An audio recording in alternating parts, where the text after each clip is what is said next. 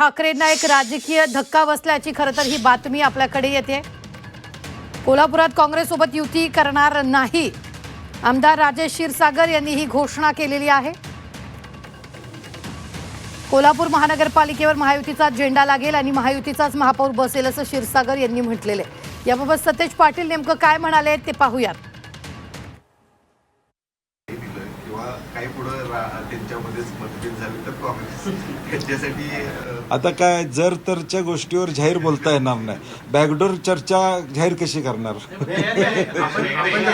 आज त्याच्यावर मी बोलू शकत नाही। आपण जसं या निकालाला विचारलं जर तेवढे नगरसेवक आले असते ते तर आम्हाला अप्रूव्ह झाले की आम्ही त्याला अप्रूव्ह झालो असतो, तर महापौर पण त्यांना दिला असतं। जसं शिंदे सेनेचे जर काही नगरसेवक आपल्याला बॅकडोर चर्चा फ्रंटवर कशी आणणार? अजून काय 2-3 दिवस अजून वेळ, अजून गॅझेट निघायचं आहे।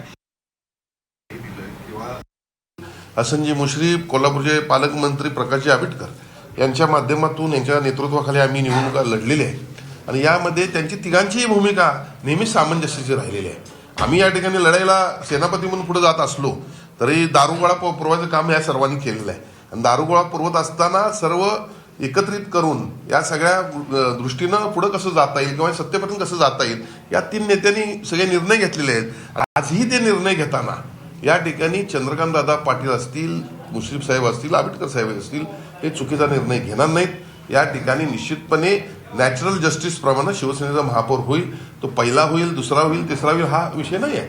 राष्ट्रवादीला देखील आम्ही या ठिकाणी योग्य तो न्याय देऊ।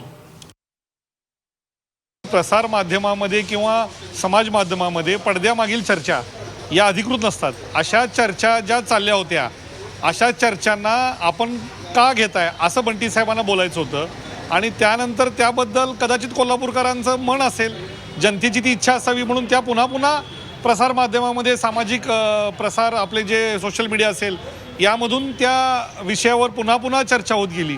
पण असं कोणत्याही प्रकारचं अधिकृत विधान आदरणीय सत्यरूप बंटी पाटील साहेबांनी केलेलं नव्हतं आणि मग त्यांनाही जर हे अधिकृत विधान नव्हतं हे राजेश क्षीरसागर साहेबांना माहिती असताना देखील मग त्यांना स्पष्टीकरण देण्याची वेळ का आली?